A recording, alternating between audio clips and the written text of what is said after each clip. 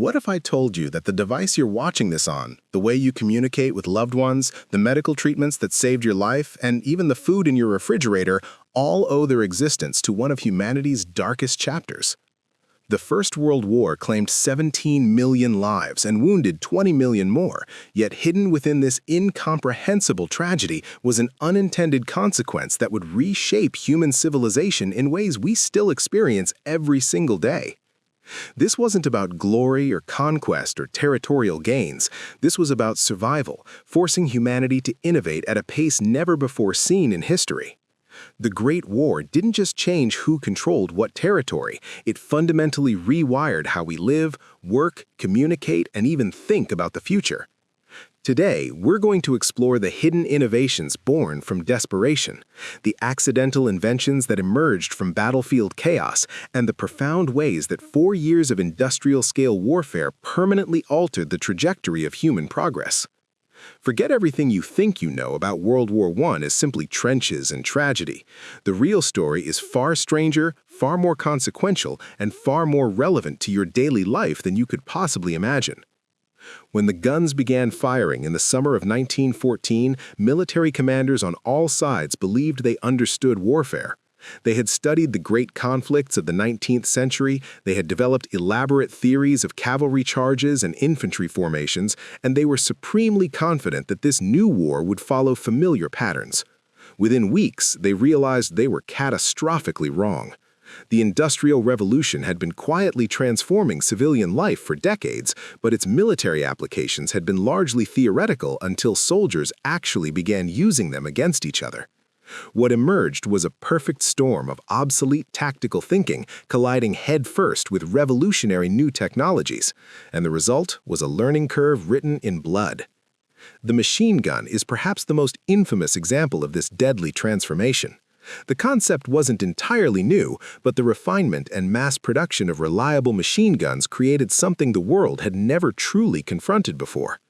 A single soldier with a machine gun could fire 400 to 500 rounds per minute, creating a zone of death that rendered traditional tactics not just ineffective, but suicidal. Think about that mathematical reality for a moment. Before the machine gun, a well-trained soldier with a bolt-action rifle might fire 10 to 20 rounds per minute if he was exceptionally skilled. The machine gun represented a 25 to 50-fold increase in individual firepower.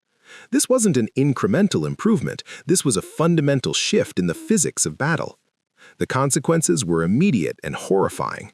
In the war's first month alone, nearly 750,000 casualties occurred on the eastern and western fronts combined. The mathematics were simple and brutal. Attacking forces moving across open ground toward entrenched machine gun positions weren't engaging in combat, they were participating in an industrial slaughter. Yet military commanders, trained in the old ways and often unwilling to abandon tactics that had worked for their grandfathers, continued ordering massed infantry charges well into 1915 and beyond.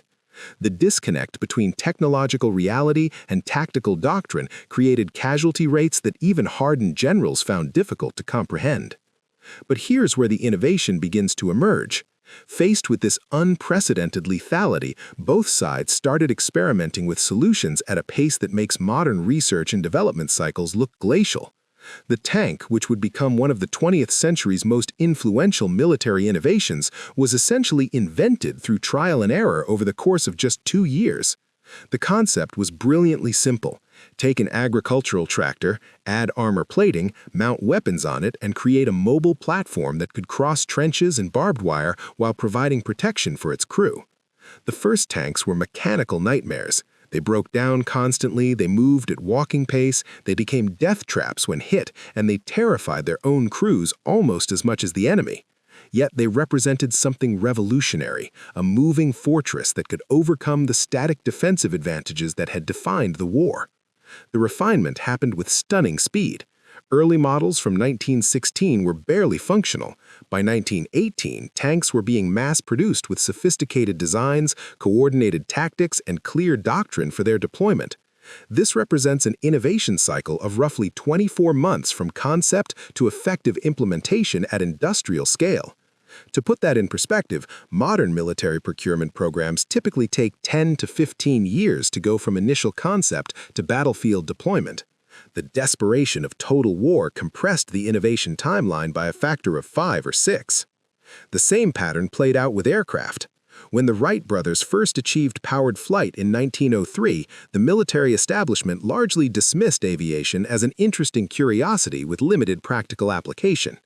11 years later, when the war began, aircraft were still viewed with skepticism by most commanders. Within months, that skepticism evaporated. Pilots initially waved at each other when they encountered enemy aircraft over the battlefield. They were, after all, gentlemen engaged in the same pioneering adventure. That civility lasted approximately 3 weeks before someone realized that aircraft could observe enemy positions and direct artillery fire with unprecedented accuracy. On September 2, 1914, with Paris seemingly on the verge of falling to the German advance and the French army in full retreat, a reconnaissance aircraft spotted a critical weakness in the German lines. This single observation allowed the Allies to launch a successful counterattack that saved Paris and possibly France itself from collapse. That moment represents the first time in human history that an aircraft overwhelmingly affected the outcome of a war. The military implications were immediately obvious. If your aircraft could observe enemy positions, you needed to prevent enemy aircraft from observing your positions. This led to the fighter aircraft, initially called fighting scouts, which transformed the skies into a three-dimensional battlefield. The innovation cycle here was even more compressed than with tanks. Pilots started by trying to shoot at each other with pistols and rifles, which was mostly ineffective but established the principle. Then they experimented with bizarre solutions like using anchors to snag enemy aircraft. Machine guns were the obvious answer, but early aircraft engines were so underpowered that carrying the weight of a machine gun and ammunition significantly degraded performance. Plus, there was the propeller problem. How do you shoot forward through a spinning propeller without destroying your own aircraft? The solutions came rapidly. Some aircraft mounted the propeller at the rear, some mounted guns on the wings or upper fuselage. Then the Germans introduced a synchronization mechanism that timed the gun to fire between the propeller blades as they rotated. This innovation, developed under intense time pressure, solved a seemingly impossible engineering problem and gave German pilots a significant temporary advantage. The Allies responded by developing their own synchronization systems and creating faster, more maneuverable aircraft. By war's end, fighter aircraft had evolved from underpowered curiosities into sophisticated machines with clearly defined roles, tactics, and training programs. Manfred von Richthofen, the famous Red Baron, didn't just accumulate 80 confirmed kills. He systematically studied aerial combat, developed tactics that maximized his aircraft's strengths while exploiting enemy weaknesses, and most importantly, he taught these skills to subordinates and wrote training manuals that codified best practices. The principles he developed between 1915 and 1918 are still taught to fighter pilots today.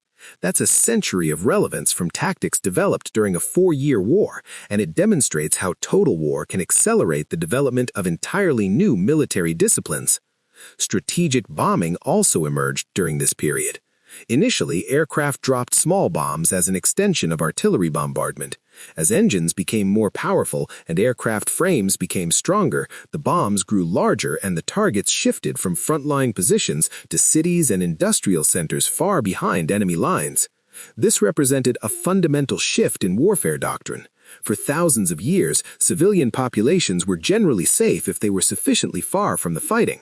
Strategic bombing eliminated that safety, bringing the war directly to factory workers, families, and communities that had no direct military involvement. The ethical implications are still debated today, but the technological innovation was undeniable. Humanity had developed the capability to strike any target anywhere within range, regardless of defensive positions or geographic obstacles. While pilots were revolutionizing warfare above the surface, sailors were doing the same beneath it. Submarine warfare wasn't conceptually new.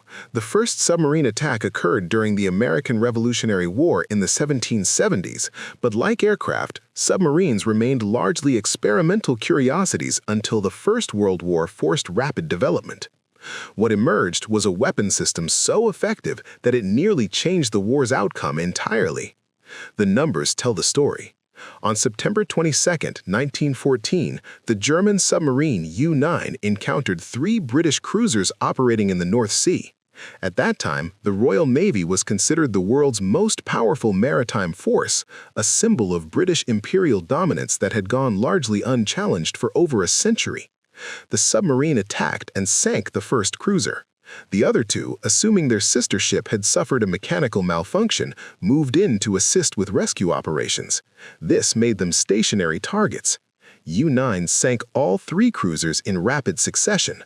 Over 1,000 British sailors died, and the Royal Navy's aura of invincibility evaporated in less than 2 hours. This single engagement validated the submarine as a war-winning weapon system and sparked an innovation race that would continue throughout the conflict. Germany deployed submarines to attack the merchant shipping that supplied Britain with food and war materials from across its empire. Britain, being an island nation, was uniquely vulnerable to this strategy. If the German U-boats could sink cargo ships faster than they could be replaced, Britain would be forced to surrender or starve, regardless of how well its armies performed on the Western Front. The technological challenge was enormous. Submarines of this era spent roughly 95% of their time on the surface, using conventional diesel engines and charging the batteries that powered them when submerged. They were only truly submarine for brief periods, making them vulnerable to aircraft and surface warships. The innovation came in tactics, coordination, and incremental technical improvements. Germany developed Wolfpack tactics, where multiple submarines coordinated attacks. They improved battery technology to extend underwater endurance. They refined torpedo designs for greater reliability and range. The Allies responded with their own innovations. Powered balloons and aircraft began patrolling sea lanes, hunting for surfaced submarines. Depth charges were developed to attack submerged vessels. Convoys protected merchant ships by grouping them together with naval escorts, making isolated attacks far more dangerous for submarines. This back-and-forth innovation cycle created the modern submarine warfare doctrine that would reach full maturity in the Second World War and continues to shape naval strategy today. But here's the broader implication that often gets overlooked. Submarine warfare required solving extraordinarily difficult engineering problems under combat conditions. How do you maintain hull integrity at increasing depths? How do you manage air quality in a sealed environment? How do you navigate accurately underwater without visual references? How do you communicate when submerged? Every one of these problems required innovative solutions, and many of those solutions had applications far beyond military use. The technologies developed to keep submarines operational would eventually contribute to deep-sea exploration, underwater construction, sealed environment systems for spacecraft, and countless other civilian applications. The psychological dimension was equally important. Submarine duty was extraordinarily taxing. Crews worked in cramped, claustrophobic conditions where a single mistake by any crew member could kill everyone aboard. The batteries could leak poisonous gas. Equipment failures were common and often fatal. This created selection and training pressures that helped develop the first systematic approaches to managing human performance in extreme, high-stress environments. The lessons learned would eventually influence everything from commercial aviation safety protocols to surgical team coordination. While the weapons were evolving at breakneck pace, an equally profound revolution was occurring in how information moved across the battlefield. Military communication before World War I relied primarily on messengers, signal flags, and telegraph lines. These methods worked acceptably well for the relatively small-scale mobile conflicts of the 19th century. They completely broke down under the demands of industrial-scale warfare across hundreds of miles of front lines. Consider the tactical reality. Commanders needed to coordinate attacks involving hundreds of thousands of soldiers across dozens of miles. They needed real-time information about enemy positions, friendly force locations, artillery impact points, supply status, and casualty figures. Traditional communication methods were either too slow, too vulnerable to interception, or too limited in capacity to handle this information load. The result was a communication crisis that forced rapid innovation. Radio technology existed, but was primitive and unreliable at the war's start. By war's end, radio communication had evolved into a sophisticated system with clearly defined protocols, encrypted transmissions, and specialized equipment for different tactical situations. The innovation wasn't just technical, it was also procedural and organizational. Military forces had to develop standardized communication procedures, train operators, establish security protocols, and create organizational structures to manage information flow. The implications extended far beyond the military sphere. The massive investment in radio technology during the war accelerated its development by decades compared to peacetime innovation cycles. Engineers who cut their teeth solving wartime communication problems would go on to pioneer commercial radio broadcasting in the 1920s. The organizational lessons about managing large-scale communication networks would influence the development of telephone systems and later computer networks, and eventually the Internet itself. Field telephone networks represent another overlooked innovation. Both sides laid thousands of miles of telephone cable, connecting frontline positions to headquarters far behind the lines. This required developing cable that could survive battlefield conditions, creating switching systems to route calls, training operators, and establishing security measures to prevent interception. Many of these innovations would directly transfer to civilian telephone systems in the post-war period, accelerating the expansion of telecommunications infrastructure worldwide. Visual communication systems also evolved rapidly. Aircraft needed to communicate with ground forces, but radio equipment was too heavy for early aircraft. This led to the development of standardized visual signals using flares, panels on the ground, and eventually light-based systems. These innovations would eventually contribute to modern aviation communication protocols, airport lighting systems, and maritime signaling methods. But perhaps the most significant communication innovation was conceptual rather than technical. The war forced military organizations to recognize that information itself was a critical resource that needed to be managed systematically. This led to the professionalization of intelligence gathering, the creation of specialized analytical units, and the development of information security practices. These organizational innovations would influence not just military operations, but also civilian intelligence agencies, corporate information management, and eventually the entire field of information science. The medical innovations emerging from World War I represent perhaps the most directly beneficial legacy of the conflict. The sheer scale of casualties forced medical professionals to innovate under conditions of almost unimaginable pressure. A single major offensive could produce tens of thousands of wounded soldiers in a matter of hours. Traditional medical practices were simply overwhelmed. Either innovation happened or people died. The result was a medical revolution that saved millions of lives during the war and continues saving lives today. Blood transfusion technology provides a perfect example. The concept of blood transfusion existed before the war, but it was dangerous, unreliable, and rarely attempted. The main problems were blood typing, which was poorly understood, and storage, because blood degenerates rapidly outside the body. The war created urgent pressure to solve both problems simultaneously. Doctors working near the front lines began experimenting with different approaches. They discovered blood type compatibility patterns.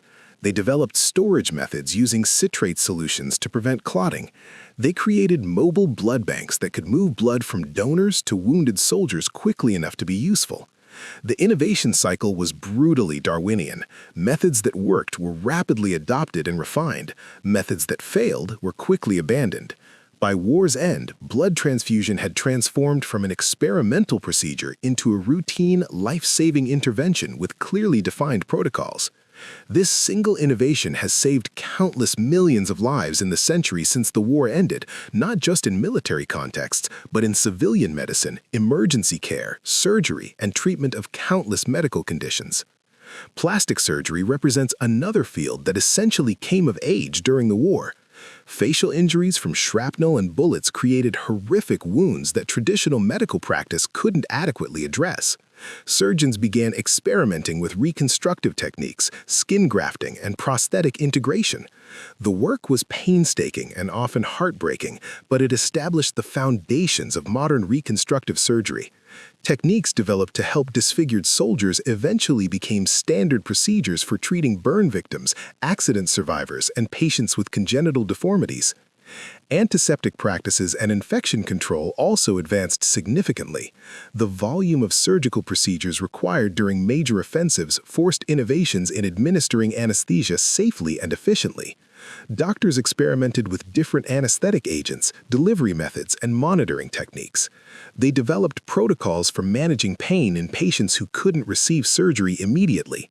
These innovations made surgery safer and more accessible, contributing to the dramatic expansion of surgical medicine in the 20th century. Mental health treatment underwent an equally profound transformation. Shell shock, what we now recognize as post-traumatic stress disorder, occurred on such a massive scale that it could no longer be dismissed as individual weakness or moral failing. Military medical services had to develop systematic approaches to treating psychological trauma. This was controversial because many commanders viewed shell shock as cowardice and wanted affected soldiers punished rather than treated. But the sheer numbers made punishment impractical, and enlightened medical officers began developing therapeutic approaches. The innovations here were primarily conceptual rather than technical.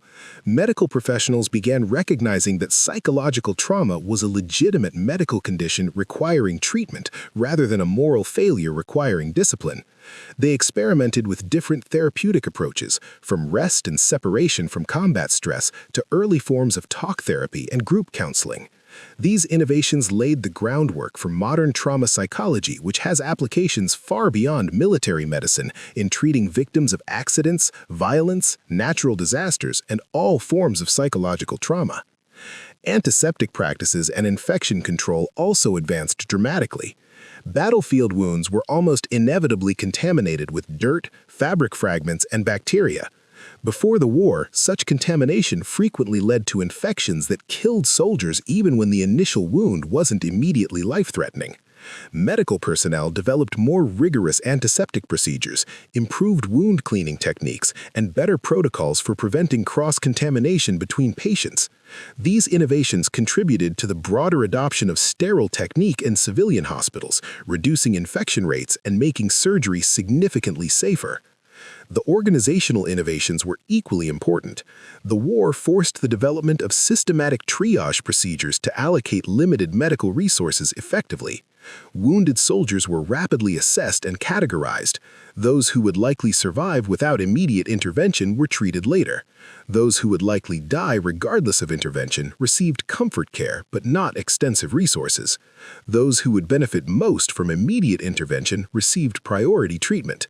This sounds brutal, and emotionally it absolutely was for the medical personnel making these decisions, but mathematically it maximized survival rates given limited resources.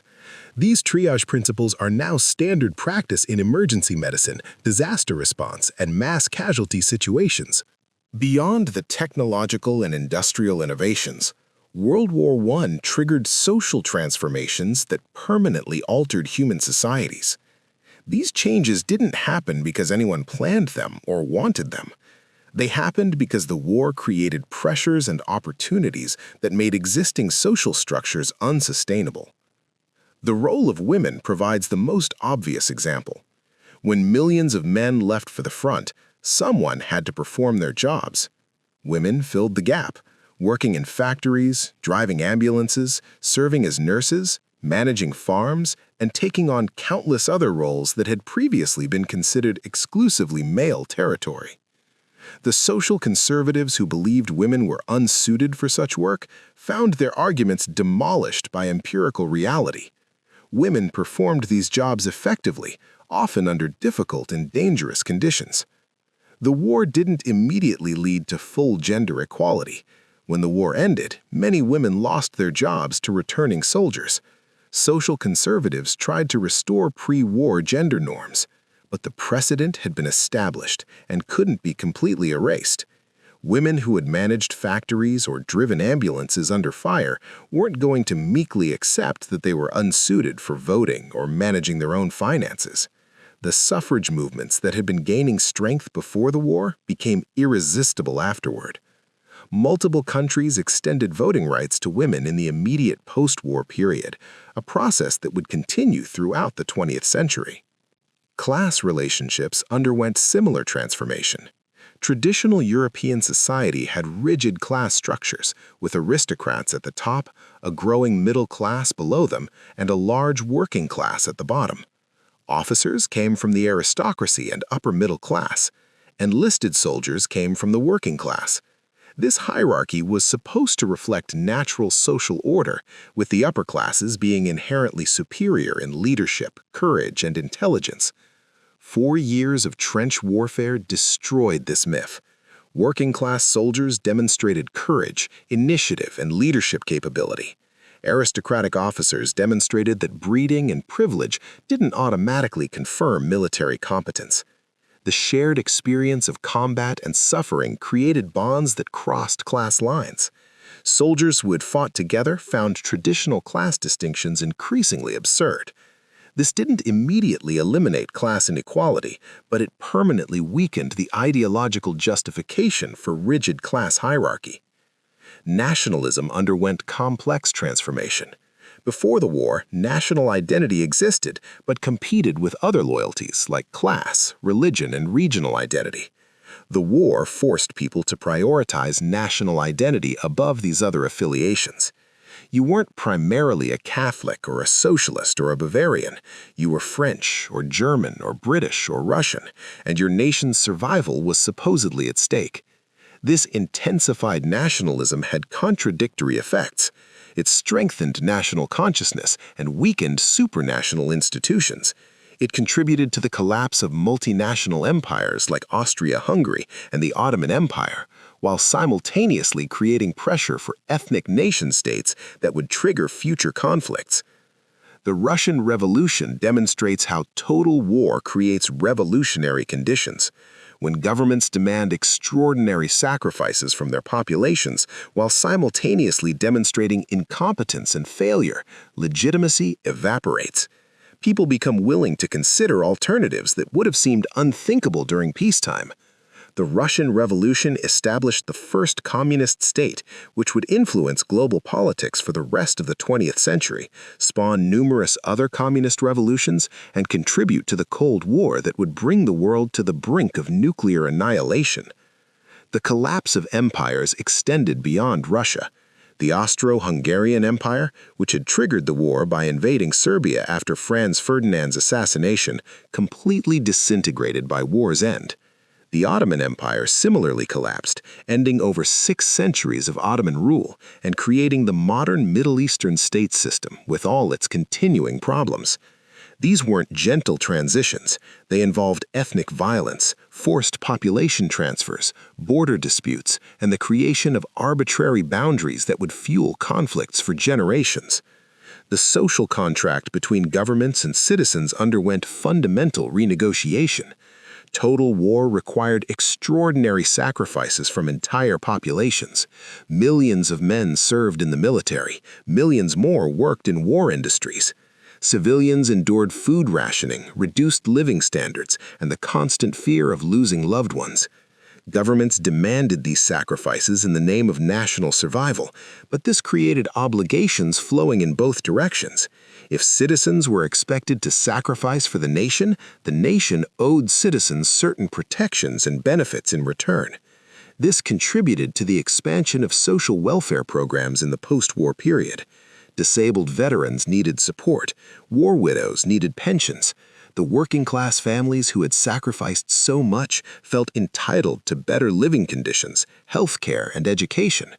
Different countries implemented these ideas differently, but the general principle became established that governments had obligations to their citizens beyond simply maintaining order and defending borders. This marks a crucial step toward the modern welfare state. When we step back and consider the full scope of innovations that emerged from World War I, a profound pattern becomes clear. Desperate circumstances force rapid innovation in ways that peacetime competition rarely matches. The war compressed innovation timelines by factors of 5 to 10 compared to normal development cycles.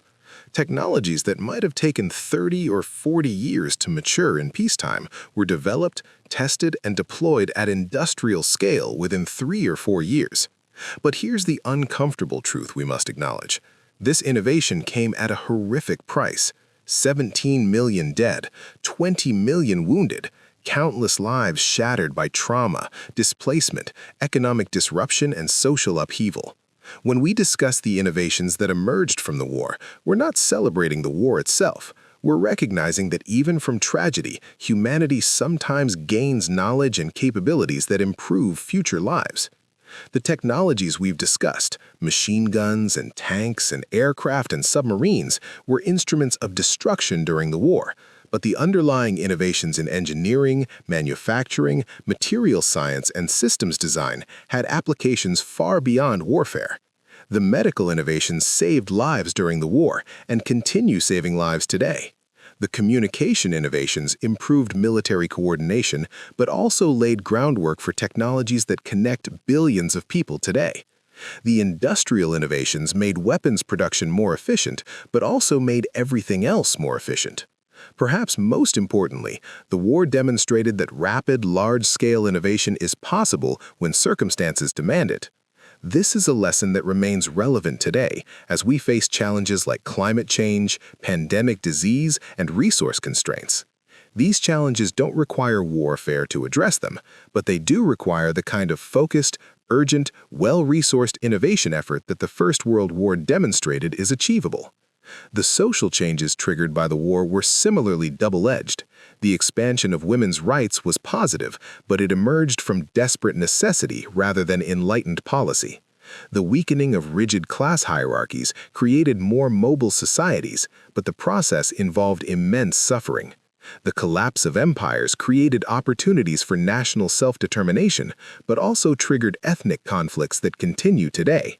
The birth of the Soviet Union would influence the entire 20th century, triggering the Cold War, proxy conflicts around the world, and coming within moments of nuclear annihilation during the Cuban Missile Crisis. We live in the world that World War I created. The technologies we use daily, the medical treatments we take for granted, the social structures we inhabit, and the political systems you participate in all bear the fingerprints of desperate innovation driven by industrial-scale warfare. This doesn't mean we should celebrate war as a driver of innovation. The price was too high and the suffering too great. But it does mean we should study how and why innovation accelerates under certain conditions. What can we learn from this history to drive beneficial innovation without requiring catastrophic circumstances?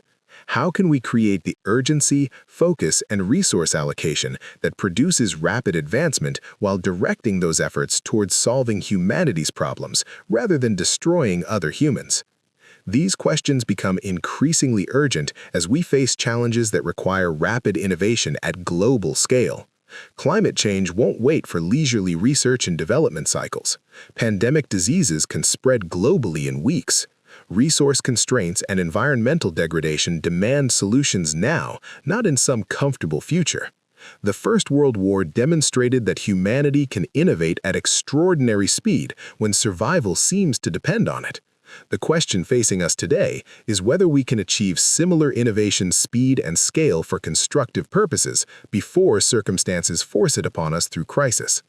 The lamps that went out all over Europe in 1914, as British Foreign Secretary Sir Edward Grey famously remarked, wouldn't be lit again in his lifetime. But from that darkness emerged innovations that would eventually help illuminate the future in ways Grey could never have imagined. The technologies we rely on, the medical advances that extend our lives, the social progress we've achieved, and the industrial capabilities that sustain billions of people all have roots in those tragic years. Understanding this connection doesn't diminish the tragedy. It helps us recognize that even from humanity's darkest chapters, knowledge and capability can emerge that shapes the future in profound and lasting ways. The Great War built the modern world, for better and worse, and we're still living in the shadow of those 4 years of desperate innovation.